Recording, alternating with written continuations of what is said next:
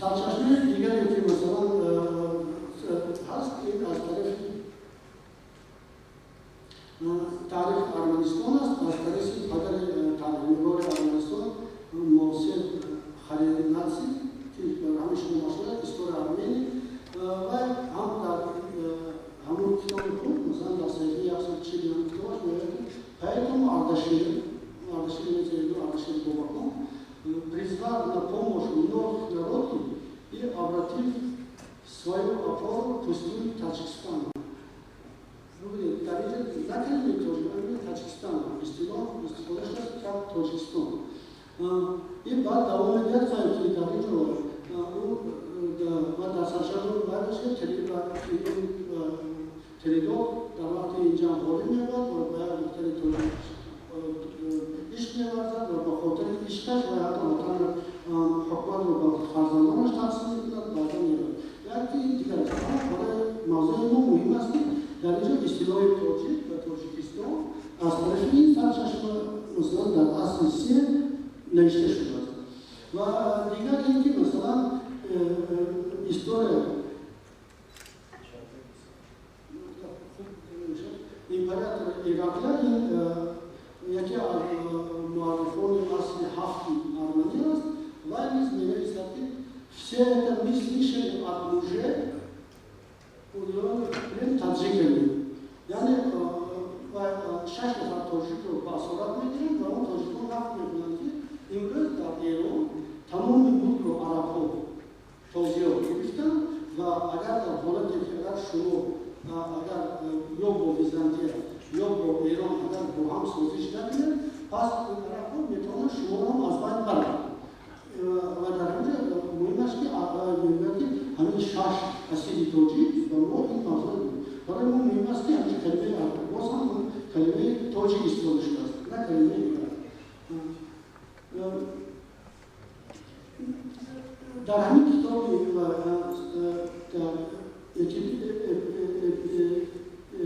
اپیسکوپی سیریوس ایراقی نوشته شده است که تنها ارشد واسطه ارشد ملاتیا ارشد ملاتیا سیرس رو در ارمنی اون که ما گفتم که مثلا یک دوره ارمنستان در طاعت اشکالی‌ها بودن یا ترخیمی‌ها بودن و بعدا در چی می‌کنند در پریده تاجیک و اسیری این در اینجا آورده است در پریده تاجیک و باز هم اشاره است و همون قسمتی ایران کردن.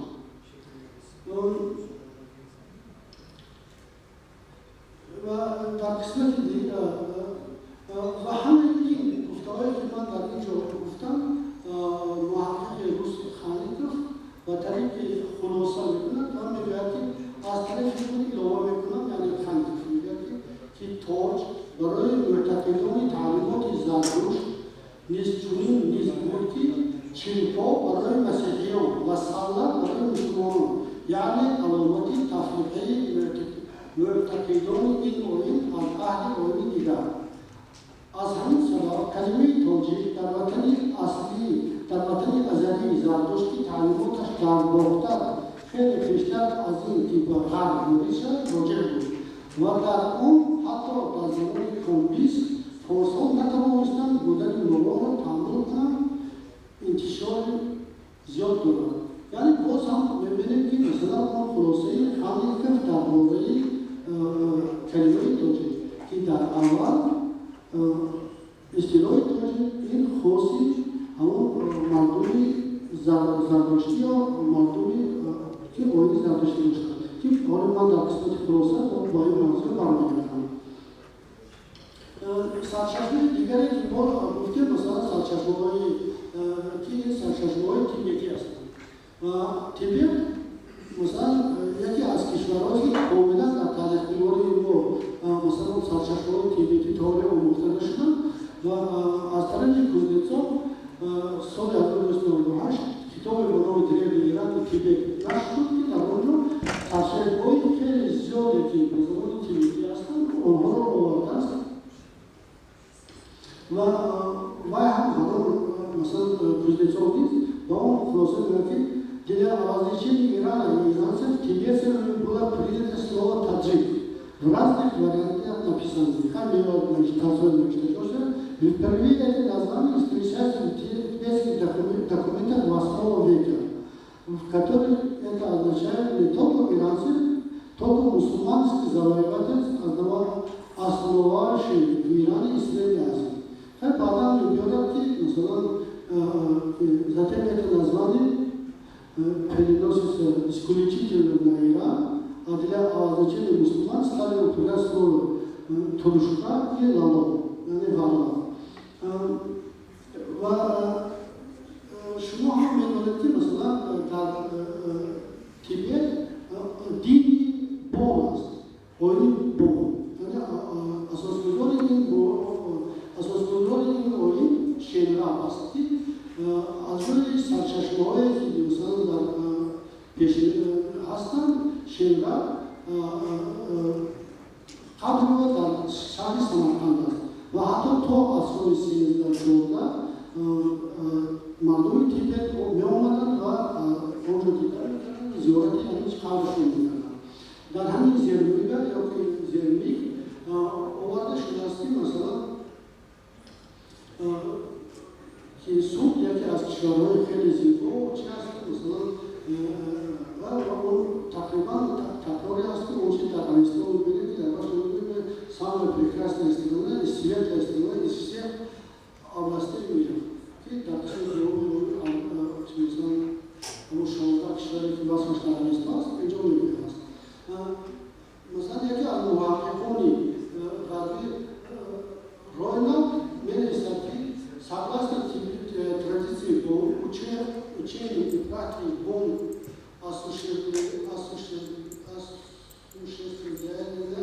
пришли в Тибет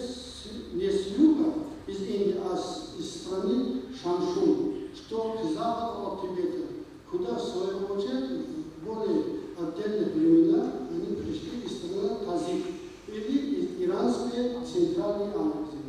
Поэтому такие элементы в основном страны Тазик, и иранская Центральная Азия. Yani inşaat kişilerin İngilizce'ye mesela olsun bakacak değil mi?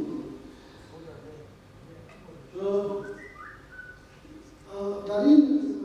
فیلمسون در همون اشتباهش مثلا درباره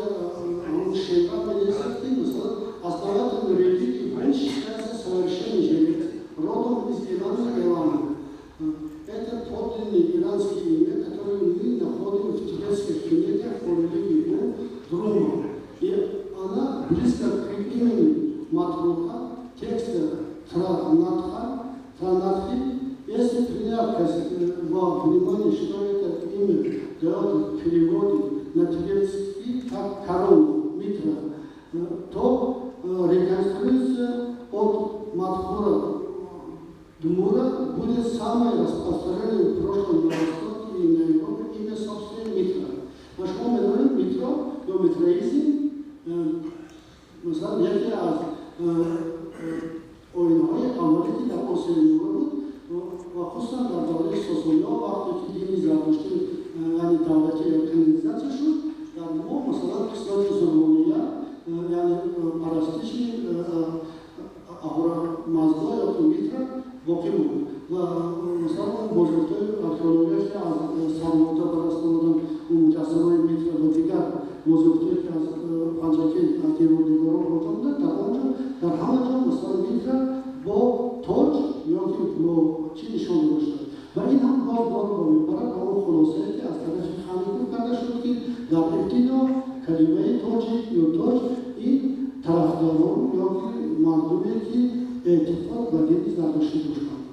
نوایی در برابر این درباره یک آمد کنید نوایی در برابر مثلا اون که مثلا غزلات خیلی خوب موضوع دارد یک اثری دارد به نام تاریخ ملوک عجم و تنها سال گذشته تشکیل این اثر را به زبان روسی نشر کرد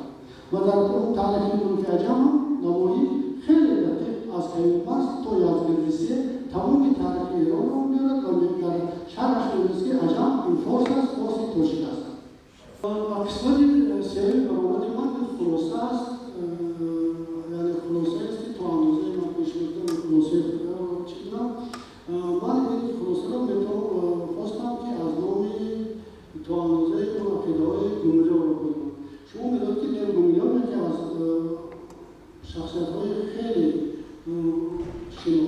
و بهترین دانندگان زبان فارسی است و قسمت ترجمه شاهنامه فردوسی خصوصا هفتخان رستم و داستان بهرام بهترین ترجمه که از طرف مثلا رومیان انجام داده شده است. رومیان در همین اثرش атмосфера, история людей, история природы, мы намечали, казалось бы, естественно, что на Востоке союзным идейского Хазари был таджикский государство самолетов. Шумо дар бораи идейский Хазари медонед, мо дар тамоми сарчашмаҳо мехонем ки давлати Хазариҳои булғор ҳастанд. Аммо масалан бо тамоми сарчашмаҳои тарихии гумилён исбот мекунад ки тамоми роҳбарон, яъне администратсияи давлаи Хазариҳое ки дар соҳили касбӣ ташкил шуда буданд, инҳо яҳудиҳо ҳастанд ки дар таъсири масалан баъд аз он ки аз давлаи хишёршоҳ аз Эрон пеш карда шуданд, омаданд ва дар инҷо як давлате сохтанд ва то хостанд ки ин давлатшонро машҳур кунанд. баъдан шуди масъалаи дигар аст. Баъдан мемисад ки за 150 лет господства Василия в Средней Азии и Иране потомки арабов, персов, сардейцев и часть парфян сумели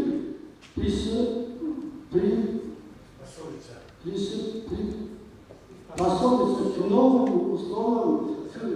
X веке селить монолитный этнос, монолитный таджикский этнос. Именно таджики возглавили местные династии саманидов. И когда домаш тарих мекунад ки сомонҳо чизи тамаддуни бузурге оварданд. Дар баробари тамоми он гуфторҳое ки румилиҳо ва зидди тоҷикҳо асарҳои хеле дигарам доранд. Мисалан маъқул медонанд ки мисалан аз баски модараш такару падараш як человек чӣ буд, мисалан хеле мисалан қавми тоҷикҳо суханҳои дигарам доранд дар китобҳоаш. Аммо дар ин ҷо дақиқ чӣ мекунад ки масалан баъд ман ба хотири чӣ овардам, масалан имрӯз масалан мо ҳамчун этнос, яъне халқияти тоҷик, масалан халқи тоҷик, чунки ҳамаи халқиятҳо дар давраи таърихи агар нигоҳ кунем давраи масалан қабилавӣ доранд. мо ҳам давраи қабилавӣ доштем. агар шумо гирӯҳро дақиқ нигоҳ кунед, масалан дар давраи соғдиҳо, бохтариҳо қабилаҳоро шумо дидед. Lekin dar jam masalan мо мардуми масалан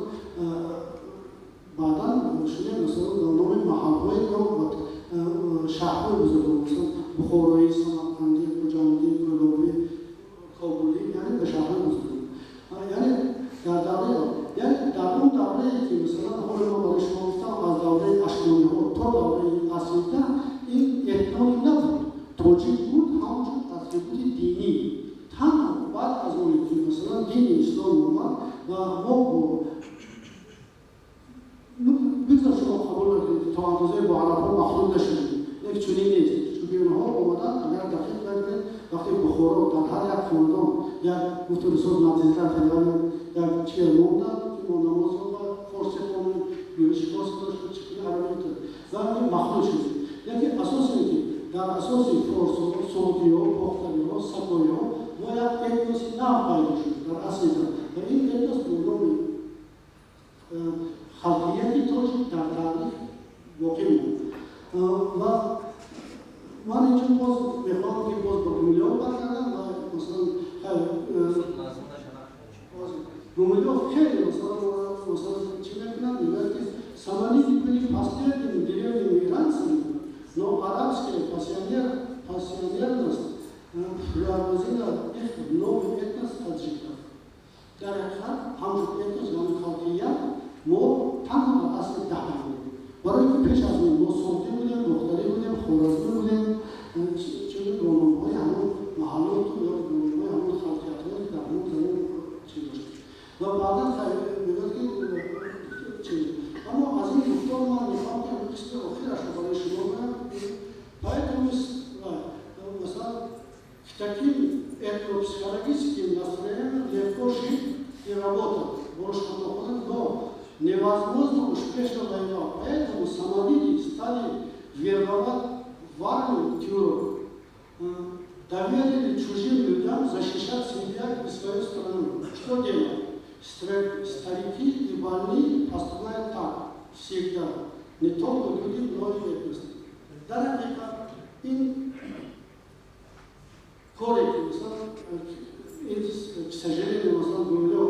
goya taasub goya چه می‌رسد که مثلا ما مملکت رو به دست دیگران دادیم که ما را از امنیت ما رو تامین کنند، یعنی ترک‌ها و امنیت ما رو تامین کنند و این بدانید که به چه بدبختی آورد که تقریبا 1000 سال ما از دولت ملی محروم شدیم و خوشبختانه تنها بعد از سال 1924 و تنها بعد از سال 1921 با تمام اون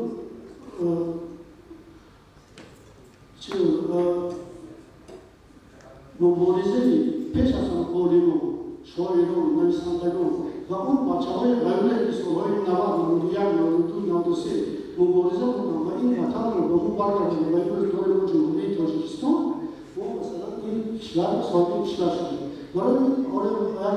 ایده است که باید که این تاجیکستان یک تحفه از خداوند برای ما شروع شده. هیچ وقت تحفه از کجای نمیشه.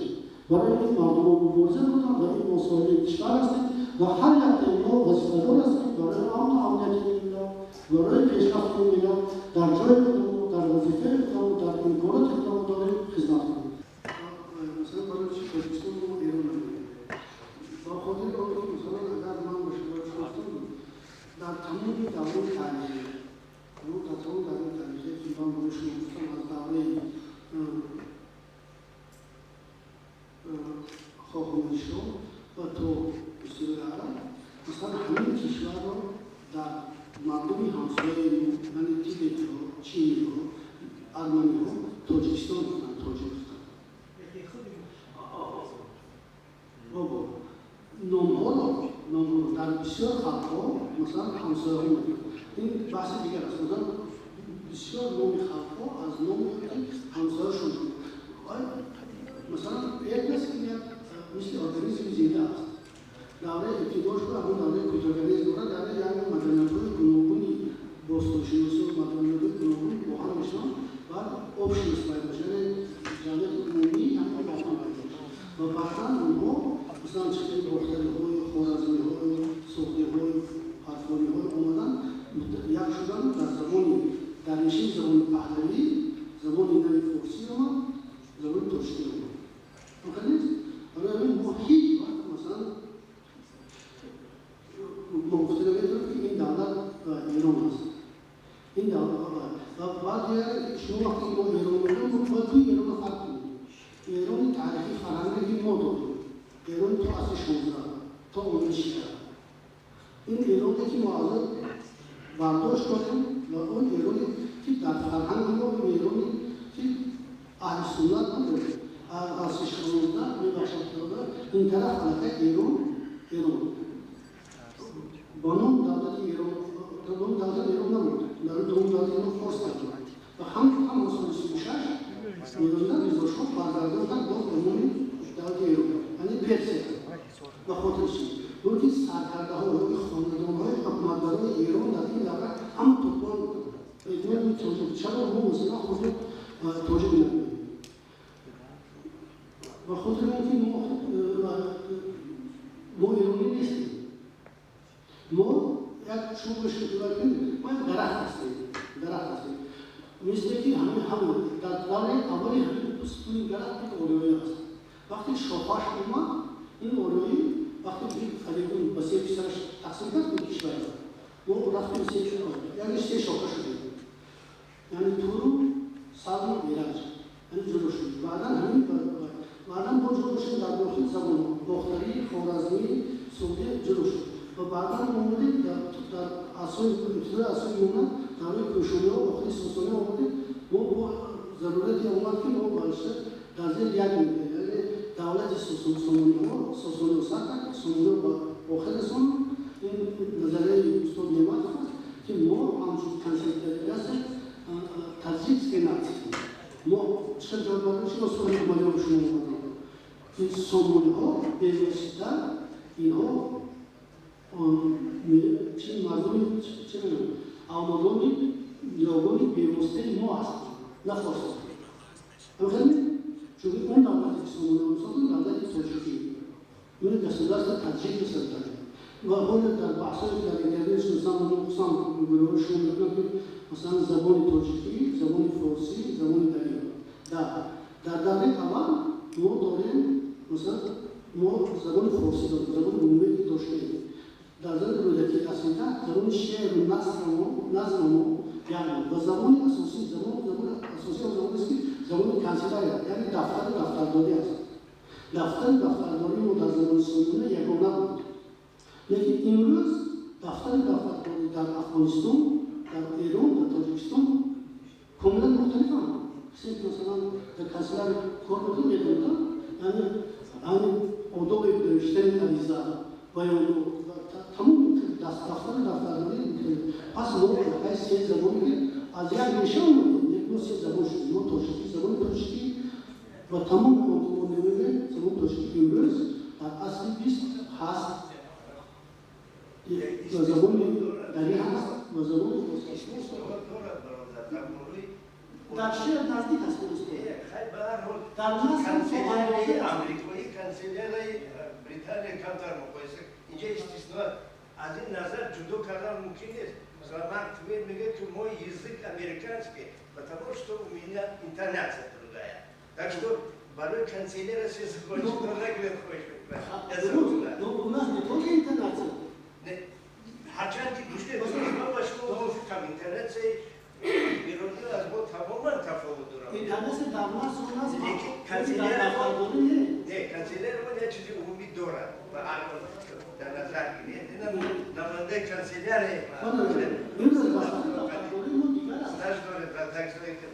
نخب باشم این گمونی ما خیلی من من در مسئله مثلا لینگویست درباره زبان شناسی با شما یکم بحث کردن او دستم برای که بهترین متخصص تاجیکستان داره شما سید دکتر داشته که در حقیقت تا اندازه این چیزها رو با پایه خودش شناخته و ما از همون درسات شما در کتاب‌های چیزهای شما نوشتیم برداشتیم یکی این مسئله یکی من اون چیزی که رو پیشنهاد کردم فقط به یک خاطر بود و خاطره که نشون دادم که در همین سرچشمه‌هایی که مردم اطراف ما هستن یعنی ارمنی درباره همین اومدن گفتن اصطلاحی داره کلمه تاجیکی و همه شرح داره ما همه چیکار میفهمیم چیکار پیشنهاد می‌کنیم برای جواب دیگه همچون اندیشه شما قبول نمیشه دیگه چی نداره برای همین نه ما این بحث رو برداشت کنیم بگیم مثلا این دوستان میگن که در دانشگاه در دانشگاه بیستون مثلا اومد در دانشگاه بیستون اومد اونجا سعودی ها هستن دختری ها هستن و هر کدومش مثلا همون نرد یا که چی هدیه بودیست انداز بودیست و همون و هر یک نوع میدونیم ما غیر از این میدونیم که مثلا اونجا گفته از سعودی ها یکی شما اصلا ضرورت گفته بینید مثلا یک مقوله مقوله در همون اینترنت بهتون چوب کردن درباره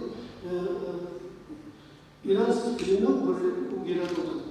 مثلا شما دارید که چندین قبیله‌های مختلفی هستن در گیران بودن از اون یکی از اونها داخل و داخلی که مثلا که مردم هیرات هستن درگیر هستن و مثل مبارزه ما هم فکر که توجیه‌ها همون هستن و سخن همون که خانم برای همین وقت که я тоже думаю, что это дадики хемеры, это есть таджики, гиран. В самом деле, ин хакикат аст. Чунки агар аз нигоҳи археологиян бинем, ин чӣ дорем? Масалан, ҳазорсоли охири ҳазорсоли дуюм. Охири ҳазорсоли дуюм бузургтарин шаҳрҳое ки мо мардуми эронӣ офариданд ин дар ҳудуди дарёҳои бузург буд. Масалан, бузургтаринаш кушода шуд, масалан, пойтахти мардуёни худум яъне гонуд дар туркманистон кушода шуд. Ва чунин ёдгорие ки масалан дар онҷо тамоми атрибуте ки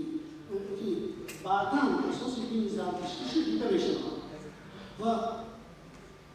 хушбахтона 2013 сол дар ноҳияи چون یک گورستان ما هم شد. البته خیلی کم امکاناتی مثلا امکانات خیلی ما تحمل کردیم تا اینجا اندازه این چیز پروپاگاندا نکردیم برای که تحلیل‌های آزمایشی یعنی در لابراتوار سنجش تمام مواد دقیقش نباشه. من این سال گذشته من یک مورد آوردم و بعد مثلا من تمام وظایفی که در همون از فن و چیزهای مختلفی چیزهای بریجی چیزهایی که از همین منطقه باید کردیم همش از تحلیلی چیز گذراندم از تحلیلی لابراتواری گذراندم آزمایشگاه و دقیق حرکت میدونم که مثلا 4205 در همین منطقه من همین چیز رو گذراندم. آیا همین مفهوم توجیه مفهوم یک روشی ملی بومی دارد زبانی ما دارد یا از بیرون با ما حیوت شده است با ما داده شده است من فکر میکنم که من فکر میکنم که این وقتی که ما را دیدن مثلا یک خلقی هست در ایران قزل‌پوشی یعنی اونو از کلام چی بودن که یعنی سرش چی داشتن یا مثلا خلق میاد کریستان هستی اونهایی که کریست میدونن یا صلیب هر صلیب گفتن که یعنی کریستان هستی یعنی صلیبیان که طرفداری مسیحیت یا که هستن ساولانیان اونایی که مثلا ساولانیان چی دارن و یعنی این یک در ابتدا یک اتریبوتی چی بود است من فکر می‌کنم در ابتدا یک اتریبوت دینی یعنی چی وقتی که شما یک کس می‌بینن باید چهره‌تون باید شناسد همونطوری وقتی شما رو می‌بینن همون تاج است من به شما میگم مثلا شما تمام دیوارهای پنجره‌ای تنگه‌های ساسانی چی مینیاتورهای ابتدای فرصت سری همون باکینو سری چرا بینید در سری همش تاج است و کاملا خیلی مونند است اون تاجی که حالا در موزه ملی همچون نشانه گرفتگی در دورش مثلا مترویی که از سرماده یافته شده سال 53 متر آهرو مثلا تاجش باقی مونده است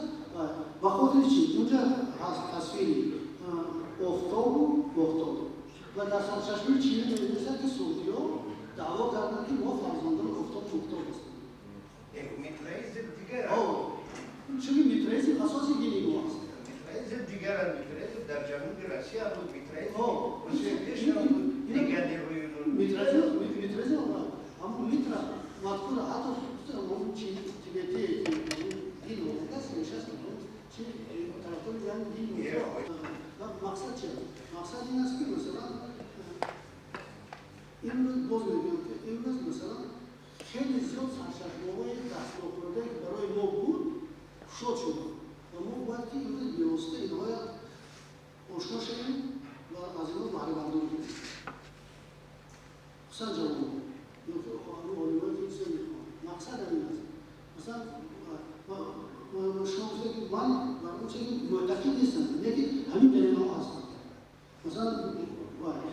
یک سوال دیگر مثلا چرا فهم ملی اومد حسین دونم چی میخواست؟ من میخواستی مذهبی